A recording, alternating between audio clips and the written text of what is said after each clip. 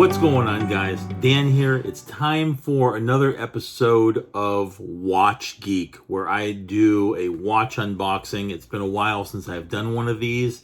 I've got a really hot watch here. We're going to take a look and unbox the Tudor Black Bay 58, the blue dial. Let me get this out of the way right off the bat, and I did something similar when I did the Omega Seamaster Planet Ocean. I think that was the last video that I did, where that was an older watch, but I liked the newer box, so it was a little anachronistic. Kind of the same here, but this is an older box. The Tudor Heritage Black Bay 41mm watch came in this box. I don't like the newer boxes, to be honest. It seems kind of cheap, and if I've said it before, if you're spending decent money on a watch, you kind of want that nice presentation. So here's the brown outer box, white Tudor font, red Tudor shield. Inside of the box, the inner box, it's this nice black lacquered box. I mean, it's presentation wise, it's absolutely beautiful. If this was sitting on your coffee table and somebody saw it and didn't know what Tudor was, you could mistake this for a music box, a cigar box, whatever. This watch is sort of a coming of age watch for me for a couple different reasons. I have always tended to be very iconoclastic. I didn't want the same watch that everybody else had. Back in the day, I was wearing a Rolex Sea Dweller when everybody else had the Submariner. Everybody has this watch, it seems. I've seen it pop up all over the place, but you know what? I still got it because I just like it. Not only that, I fell into this trap where I had to have something 40 millimeters or above. Like, I felt like I had to wear a chunky watch. The Black Bay 58, as I open this box, is a 39mm watch. My papers also fell out of it. I had them stored in the little pocket right there in the box. Also, before I even take the watch out, I want to point out that there's a little slot here, and that's where I'm storing my extra strap. This watch comes on either a NATO strap or a steel bracelet. I did buy it on the steel bracelet, but I also asked the jewelry store, is it possible to order the NATO strap? And I've got the navy blue NATO strap, and it's got the sort of light blue line down the middle. So I just wanted to have both options. I had a Tudor Heritage Black Bay, the 41mm, when it first came out, and it was a lot thicker than this. A lot thicker. I mean, we've gone a lot slimmer now. And I'll tell you what I like about this watch as I take it off here and show you the dial for the first time. I mean, first of all, this watch came out in black, first of all, and now we've got it in navy blue with a blue bezel. And the movement in this watch is a Tudor in-house caliber. That's pretty big because Tudor was using ETA movements. For those of you that don't know, that might be new to watches, ETA is a third-party movement manufacturer. A lot of watch companies buy movements from ETA, will place them in their watches so they don't have to do that in-house manufacturing. Tudor, completely in-house. And Tudor is under the Rolex umbrella. It doesn't say Rolex on the dial, but it's manufactured in-house where they make Rolex. It used to be, when the Black Bay Heritage came out, it seemed like people were buying this watch and saying, hey, look, I got a Tudor. And, oh, by the way, Tudor's made by Rolex, yada, yada, yada. People aren't saying that anymore. People know this watch by name. This watch isn't just the neglected little brother of Rolex anymore. Tudor, big name. Want to show it to you in a little bit more detail. We've got a beautiful blue dial. We've got the Tudor shield at the 12 o'clock position.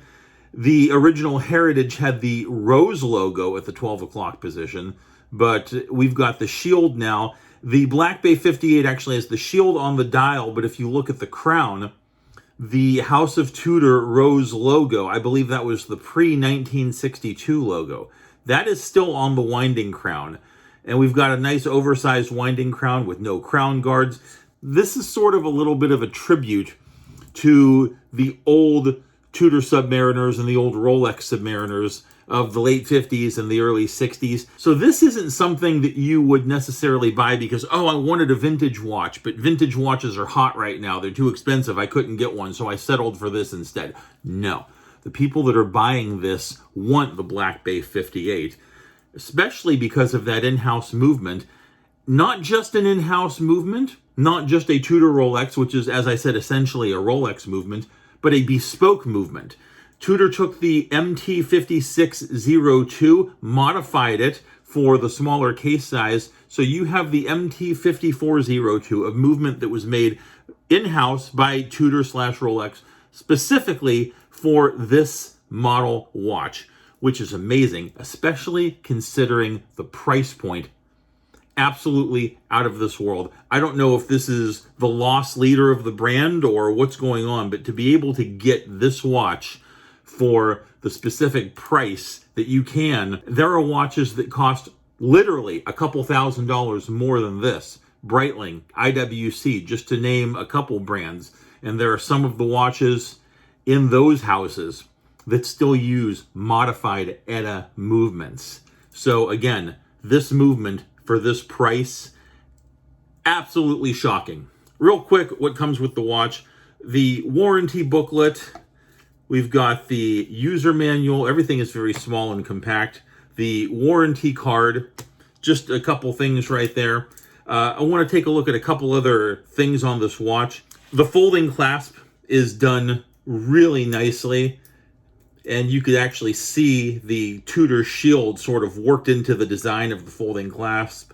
Look at the rivets on the bracelet. Those are faux rivets. This is actually a screw-link bracelet. It's not really a riveted bracelet. It's sort of a tribute to the submariners of days gone by. A lot of people say, I don't know about the rivets. I don't like them. Really, do we need to have that? It doesn't bother me one bit. Not only am I indifferent to it, I think I actually am leaning towards the side of I kind of like it. We've got a unidirectional dive bezel, 60-click bezel. It ratchets in place really nicely. I actually thought that I would miss having the rose logo on the dial, and I really don't. This is sort of, like I said, the Black Bay 58, sort of that crossover model. It's modern with a tribute to vintage. So we still have the rose logo on the crown and the shield on the dial, so it's actually kind of cool to have both of them. 70-hour power reserve in this MT5402 movement. I had mentioned the snowflake hands because some people kind of bashed it and said, why would you have the snowflake hands, which are sort of, squared up and angular, and not have square markers all the way around, like on the Tudor Pelagos?